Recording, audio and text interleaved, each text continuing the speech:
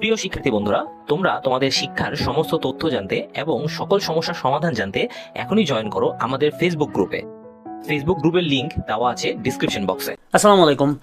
সবাইকে অসংখ্য ধন্যবাদ ওএস পয়েন্টের পক্ষ থেকে। আজকে আসলে আমাদের হাতে যে কোশ্চেন্স বা যে বিষয়টা আমাদের হাতে এসেছে সেটা নিয়ে আসলে আলোচনা করা এবং সলিউশন দেওয়া আর কি। সো আজকের যে বিষয়টা হচ্ছে ষান্মাসিক মূল্যায়ন 2024 ষষ্ঠ শ্রেণীর ইতিহাস ও সামাজিক বিজ্ঞান। ঠিক আছে, তো এইখানে যে কোশ্চেন্সটা একটু আমরা দেখে নিই যে মূল্যায়নের প্রজেক্টের নাম দায়িত্বশীল ভূমিকায় আমি। আমাদের চারপাশে নানা রকম মানুষের বাস, তাদের নিশ্চয় পরিচয় রয়েছে। আমাদের ক্লাসের প্রত্যেকেরই আত্মপরিচয় রয়েছে। এই পরিচয়ে রয়েছে সাদৃশ্য ও বৈসাদৃশ্য। আমরা মূল্যায়ন প্রথম কাজটি জোড়ায় সহপাঠীদের আত্মপরিচয় অনুসন্ধান করব। এরপরে অতীত এবং বর্তমান সময়ে মানুষের জীবন ও জীবিকা তুলনা করব। সেই সাথে ভৌগোলিক পরিবেশে মানুষের জীবন ও জীবিকা শনাক্ত করে তুলব। সর্বশেষ আমাদের নানা রকম আত্মপরিচয়ে মানুষের সাথে মিলেমিশে থাকার জন্য করণীয় বিষয়টি একটি প্রতিবেদন লিখব। চলো আমাদের যে কাজ নাম্বারটা আমরা একটু দেখি। কাজ নাম্বার হচ্ছে এটা, বলছে কি কাজ 1, চলো সহপাঠীকে জানি। এখানে প্রশ্নমালা তৈরি করি। আমরা একজন সহপাঠীর পরিবার ও একজন এলাকা বিষয়ক তথ্য সংগ্রহ করব। বৈজ্ঞানিক অনুসন্ধানের ধাপ অনুসরণ করে আমরা এই কাজটি করব। তথ্য সংগ্রহের জন্য নিম্নোক্ত দুইটি প্রেক্ষাপট তৈরি করব। ভৌগোলিক প্রেক্ষাপট, আমার সহপাঠী পরিবার ও এলাকার যে ভূপ্রাকৃতিক বৈশিষ্ট্য অবস্থিত তা বিবেচনায় আত্মপরিচয়। সামাজিক ও সাংস্কৃতিক প্রেক্ষাপট, আমার সহপাঠী পরিবারের মানুষের ভাষা, সংস্কৃতি, পোশাক, রীতিনীতি, পেশা ইত্যাদি আর কি। খাতায় যে প্রশ্নগুলো উত্তর লিখব। জোড়া গঠন ও তথ্য সংগ্রহ, জোড়া গঠন করে সহপাঠীর কাছ থেকে সাক্ষাৎকারের মাধ্যমে তথ্য সংগ্রহের কাজটি করব। আমরা একে অন্যের কাছ থেকে তথ্য সংরক্ষণ করব। প্রত্যেক সাক্ষাৎকারে 20 মিনিট সময় নেব, ফলে দুইটি সাক্ষাৎকারে 40 মিনিটের মধ্যে শেষ করব। এজন্য আমরা সহপাঠীদের কাছ থেকে অনুমতি দেব। শেষ করার পর নিচের সতীর্থ মূল্যায়নের রুবিক্স খাতায় লিখে পূরণ করব। ঠিক আছে, তথ্য সাজাই। প্রাপ্ত তথ্যকে বিশ্লেষণ করে উপরের উল্লেখিত দুইটি প্রেক্ষাপট সহপাঠীর আত্মপরিচয় বিবরণ লিখে সতীর্থ মূল্যায়ন। পুরো কাজ শেষ করে সহপাঠীর মূল্যায়নে কাজ করব। এই জন্য নিচের ছকটি আমরা খাতায় তুলে কাজ করব। এখানে একটা ছক আছে, ছকটা কিন্তু আমাকে কি করতে হবে, খাতায় তুলতে হবে। আচ্ছা, তাহলে আমি একটু দেখে নিই আমাদের সলিউশন। কাজ 1, চলো সহপাঠীকে জানি। প্রশ্নমালা তৈরি করি। ভৌগোলিক পরিবেশ, আপনার পরিবারের বসবাসের এলাকা কোথায় অবস্থিত? আপনার এলাকায়। 2 নম্বর, আপনার এলাকায় কি কোনো বিশেষ ভূপ্রাকৃতিক বৈশিষ্ট্য সমৃদ্ধ, যেমন পাহাড়ি, নদী, সমুদ্র ইত্যাদি? এই এলাকার ভৌগোলিক পরিবেশে কিভাবে আপনার জীবনকে প্রভাবিত করে? এটা হচ্ছে ভৌগোলিক প্রেক্ষাপট। তারপরে হচ্ছে সামাজিক প্রেক্ষাপট। এই যে আমরা যে এই জায়গাটাতে এই জায়গায় বলছে ভৌগোলিক প্রেক্ষাপট, আর যে সামাজিক প্রেক্ষাপট, সরি আমার মিস্টেক, হ্যাঁ প্রেক্ষাপট। তো এই অনুসারে হচ্ছে কি করতে হবে, আমাকে সামাজিকটা লিখতে হবে। সামাজিক কি, আপনার পরিবারে ব্যবহৃত প্রধান ভাষা কি? আপনার পরিবারের সংস্কৃতি, রীতিনীতি সম্বন্ধে কিছু বলুন। আপনার পরিবারের সাধারণ পোশাক কি? বিশেষ কোনো অনুষ্ঠানে কি ধরনের পোশাক পরা হয়? আপনার পরিবারের সদস্যদের পেশা কি? আপনার পরিবারের কোন বিষয় উৎসব বা অনুষ্ঠান পালন করা হয়? আচ্ছা, তারপরে এই যে আমাদের এখানে আমরা একটু দেখে নিই। এই যে আমাদের এখানে ক নম্বর বলছে কি যে জোড়া গঠন ও তথ্য সংগ্রহ। তাহলে আমরা জোড়া গঠন করে তথ্যগুলো সংরক্ষণ করতে পারি। কোথা থেকে? এইখান থেকে।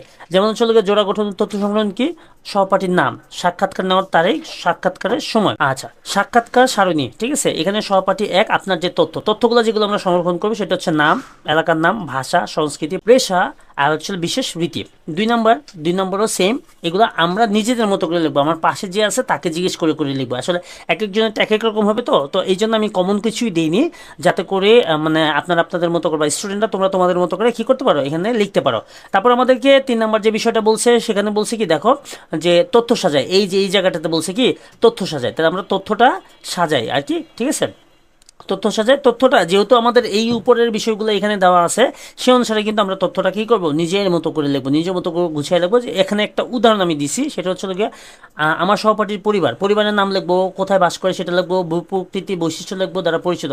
এটাকে আমরা ওই যে প্রথমে আমরা যে পয়েন্ট আউট করছি, এই যে ভূপ্রকৃতির যে পয়েন্ট আউট, এই যে বিষয়গুলো, এইগুলো কিন্তু আমরা অ্যান্সার করতে পারি। অ্যান্সার করলে কিন্তু আমাদের অ্যান্সারটা হয়ে যাবে। সামাজিক ও সাংস্কৃতিক দিক থেকে তাদের ভাষার নাম, তারা রীতিনীতি পালন করে, ঠিক আছে, তাদের পোশাক আশাকের বিবরণ তো লিখতে হবে। তারপর হচ্ছে রুবিক্স যেটা আছে সেটা হচ্ছে গিয়ে আমরা এখানে আসলে আমি কিছুই দিই নাই, সেটা হচ্ছে গিয়ে তোমরা তোমাদের মতো করে দিয়ে নিবা, যে মতামত হা নাতে ঠিক দিবা, এটা সম্পূর্ণ তোমার ব্যাপার। যেমন হচ্ছে গিয়ে আমার সহপাঠী অনুসন্ধানের জন্য বিষয়বস্তু নির্ধারণ করছে, হ্যাঁ। আমার সহপাঠী অনুসন্ধানের জন্য সুনির্দিষ্ট প্রশ্ন উপস্থাপন করছে, হ্যাঁ। তারপর আমার সহপাঠী প্রশ্ন থেকে মূল প্রশ্নগুলো খুঁজে বের করেছে, অবশ্যই হ্যাঁ। ঠিক আছে, আমার সহপাঠী তথ্যের উৎস নির্ধারণ করেছে, হ্যাঁ। আমার সহপাঠী তথ্য সংগ্রহের জন্য প্রশ্নমালা তৈরি করেছিল, প্রশ্নমালা তৈরি করে নাই, আমরা একটা হ্যাঁ না যে দুইটাই দিতে পারি। আমার সহপাঠী সাক্ষাৎকার গ্রহণের জন্য আমার সহপাঠীর কাছে অনুমতি নিয়েছে, না, আমার সহপাঠী আমার থেকে কোনো অনুমতি নেয় না, ডিরেক্টলি আমাকে কোশ্চেন্স করছে, সো আমি এটাতে না দিতে পারি।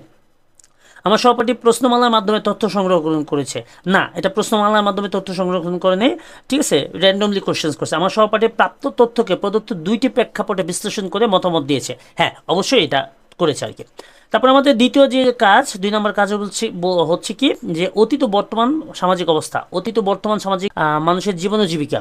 আমরা ষষ্ঠ শ্রেণী পাঠ্যবয়ে বাংলা অঞ্চলের ইতিহাসের প্রাকৃতিক প্রভাব, নাম, শিখন, অভিজ্ঞতা, মানুষের আর ভূপ্রকৃতি সম্বন্ধে ইতিহাস অংশ ও বাংলার অঞ্চলের ভূপ্রকৃতি কেমন অংশ থেকে ভৌগোলিক পরিবেশ ও মানুষের জীবন জীবিকা বিষয়ক তথ্য সংগ্রহণ করব। সেই সাথে আমরা ইতিমধ্যে সহপাঠীকে প্রশ্ন করে যে তথ্য পেয়েছি তার ভিত্তিতে নিচের ছকটি খাতায় লিখে পূরণ করব। লক্ষ্য করব যে অতীত এবং বর্তমান মানুষের জীবনে ও জীবিকার তুলনায় আমরা ছক 1 ও ব্যাখ্যা করে লিখি আর কি।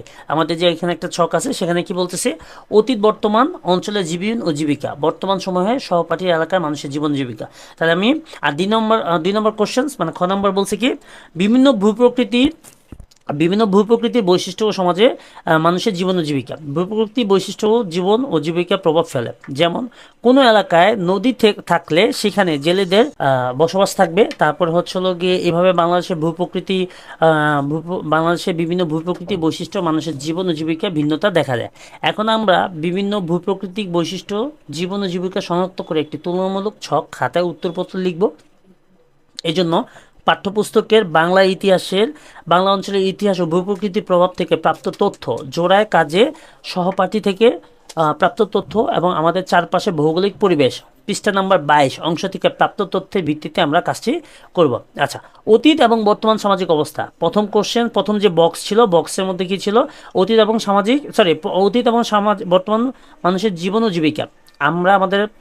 আমরা পাঠ্য বই থেকে যে অংশটা ওইটা আমরা নিব আর কি। ছক 1 যে অতীত এবং বর্তমান মানুষের জীবন জীবিকা, অতীত অঞ্চলে জীবন জীবিকা, এই যে আমাদের যে এই একটা ছক ছিল অতীত অঞ্চলের জীবন জীবিকা, এইটা হচ্ছে আমরা এখানে পড়বো, ঠিক আছে। এইখানে হচ্ছে গিয়ে অতীত অঞ্চলের মানুষের কি ছিল, প্রধানত যে কৃষি প্রধানত ধান, গম ইত্যাদি চাষ করা এবং বিভিন্ন পণ্য বিক্রি, নদীর নিকটবর্তী গ্রামে মৎস্যজীবী ছিল আর কি তারা আর কি। শহরে বসবাসকারী ব্যবসায়ী এবং চাকরিজীবী সম্প্রদায়ের সম্প্রতিকালে প্রযুক্তির প্রভাব কম ছিল। প্রযুক্তির উন্নতি, অনলাইন ব্যবসা এবং চাকরি, এটা এই যে প্রযুক্তির উন্নতি, অনলাইন ব্যবসা ও চাকরি, এটা হচ্ছে তোমার এই 2 নম্বরে বসবে। হ্যাঁ, বর্তমানের জীবন জীবিকা এইটুকু অংশ তোমার 2 নম্বরে বসবে। এখানে একটু মনে হয় প্রিন্টিং কোনো কারণে মিস্টেক হয়ে গেছে, এই ডটগুলো চলে গেছে, আমি খুবই দুঃখিত এই জন্য। দ্বিতীয়ত বলছিল বিভিন্ন প্রাকৃতিক বৈশিষ্ট্য ও মানুষের জীবন ও জীবিকা। বাংলাদেশের বিভিন্ন ভূপ্রাকৃতিক বৈশিষ্ট্য মানুষের জীবন ও জীবিকায় বিভিন্নভাবে প্রভাব ফেলে। নদী, পাহাড়, সমুদ্র ও মাঠের উপস্থিতি মানুষের জীবনধারা, পেশা এবং সংস্কৃতিতে প্রভাবিত করে। ভূপ্রকৃতিগুলো কি?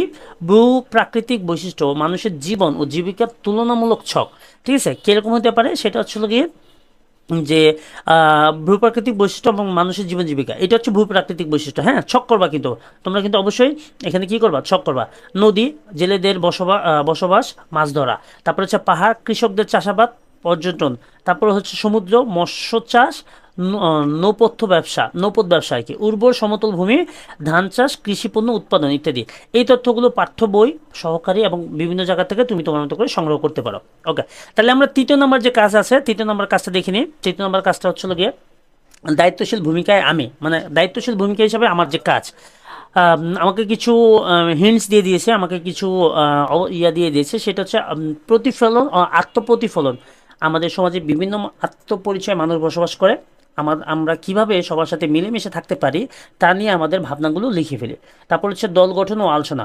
এখন আমরা 4 জনে একটি দল গঠন করব। দলে বসে আমরা ইতিমধ্যে যে আত্মপ্রতিফলন লিখছি তা শেয়ার করব। এরপর সমাজে নানা রকম আত্মপরিচয়ে মানুষের সাথে মিলেমিশে থাকার জন্য করণীয় নির্ধারণ করব। প্রতিবেদন লেখা, এরপরে প্রত্যেককে দায়িত্বশীল ভূমিকায় আমি, এটা কিন্তু প্রতিবেদন, হ্যাঁ। শীর্ষক একটি প্রতিবেদন লিখব। প্রতিবেদনটির নিচের বিষয়গুলো আমরা উল্লেখ করব। প্রতিবেদনের বিষয়, সমাজে নানা রকম আত্মপরিচয়ে মানুষের সাথে মিলেমিশে থাকার জন্য আমি কি কি করতে পারি তার তালিকা তৈরি করব। আমি কি করতে পারি তালিকা থেকে যে কোনো একটি কাজ কিভাবে বাস্তবায়ন করব তা লিখব। সমাজের নানা রকম আত্মপরিচয়ে মানুষের সাথে মিলেমিশে থাকার জন্য আমরা সবাই একসাথে কি করতে পারি তার তালিকা লিখব। আমরা সবাই একসাথে কি করতে পারি তার একটি তালিকা থেকে যে কোনো একটি কাজ কিভাবে বাস্তবায়ন করব তা লিখব। ওকে, 3 নম্বর কাজ হচ্ছে আত্মপ্রতিফলন। আমাদের সমাজের বিভিন্ন আত্মপরিচয়ে মানুষ বসবাস, সবার সাথে মিলেমিশে থাকার জন্য আমাদের উচিত গ্রহণযোগ্যতা, সহানুভূতি এবং শ্রদ্ধা প্রদর্শন করা। একে অপরের সংস্কৃতি, ভাষা এবং রীতিনীতি সম্পর্কে জানা এবং বুঝতে চেষ্টা করা খুব গুরুত্বপূর্ণ। সামাজিক অনুষ্ঠান, উৎসব এবং অন্যান্য কার্যক্রমে অংশগ্রহণের মাধ্যমে আমরা সম্পর্ক গড়ে তুলতে পারি। এইভাবে একে অপরের প্রতি খোলামেলা এবং সদয় মনোভাব রাখলে সমাজের সামগ্রিক সম্প্রীতি বৃদ্ধি পাবে। দল গঠন ও আলোচনা। আমরা 4 জন সদস্য নিয়ে একটি দল গঠন করেছি। আমি, শফিক, আমি, শামীম, রাফি, নিশা। তোমরা তোমাদের মতো করে কিন্তু এখানে নাম দিতে পারো। আমরা আমাদের আত্মপ্রতিফলন শেয়ার করছি এবং সমাজে নানা রকম আত্মপরিচয় মানুষের সাথে মিলেমিশে থাকার কিছু করণীয় নির্ধারণ করেছি। প্রতিবেদন লেখা, ঠিক আছে। প্রতিবেদনটা কিভাবে লিখবো সেটা হচ্ছে গিয়ে, প্রতিবেদন বলছে কি, প্রতিবেদনের বিষয় লিখতে বলছে দায়িত্বশীল ভূমিকা আমি, সমাজের বিভিন্ন আত্মপরিচয় মানুষের সাথে মিলেমিশে থাকা। সমাজের নানা রকম আত্মপরিচয় মানুষের সাথে মিলেমিশে থাকার জন্য আমি কি কি করতে পারি, বিভিন্ন প্রাকৃতিক সাংস্কৃতিক অনুষ্ঠানে অংশগ্রহণ, ভাষা রীতিনীতি সম্বন্ধে জ্ঞান অর্জন, বিভিন্ন সম্প্রদায়ের সাথে সহযোগিতা ও সংলাপ, সামাজিক সচেতনতা বৃদ্ধি করা কার্যক্রমে অংশগ্রহণ। আমি কি করতে পারি তালিকা থেকে যে কোনো একটি কাজ কিভাবে বাস্তবায়ন করব, ঠিক আছে, এটা কিন্তু পয়েন্ট, হ্যাঁ। বিভিন্ন সংস্কৃতি অনুষ্ঠানে অংশগ্রহণের মাধ্যমে আমি আমার সহপাঠীদের এবং প্রতিবেশীদের সাথে ঘনিষ্ঠ সম্পর্ক গড়ে তুলতে পারি। যেমন আসন্ন পূজা বা ঈদ উৎসবে অংশগ্রহণ করে তাদেরকে সংস্কৃতি সম্বন্ধে আরও জানাতে পারবো। সমাজের নানা রকম আত্মপরিচয় মানুষের সাথে মিলেমিশে থাকার জন্য আমরা সবাই একই সাথে কি করতে পারি, সাংস্কৃতিক উৎসবের আয়োজন করতে পারি, আলোচনা সভা করতে পারি, স্থানীয় সম্প্রদায়ের সাথে সহযোগিতা প্রকল্প, তারপরে হচ্ছে মিলন মেলা বা সাংস্কৃতিক অনুষ্ঠান করতে পারি। ওকে, তারপরে বলতেছি কি, আমরা সবাই একসাথে কি করতে পারি তার একটা তালিকা থেকে যে কোনো একটি কাজ কিভাবে বাস্তবায়ন করব। আমরা একটি সাংস্কৃতিক উৎসবের আয়োজন করতে পারি যেখানে বিভিন্ন সম্প্রদায়ের মানুষ তাদের সংস্কৃতি প্রদর্শনী করবে, খাবার নিয়ে অংশগ্রহণ করবে।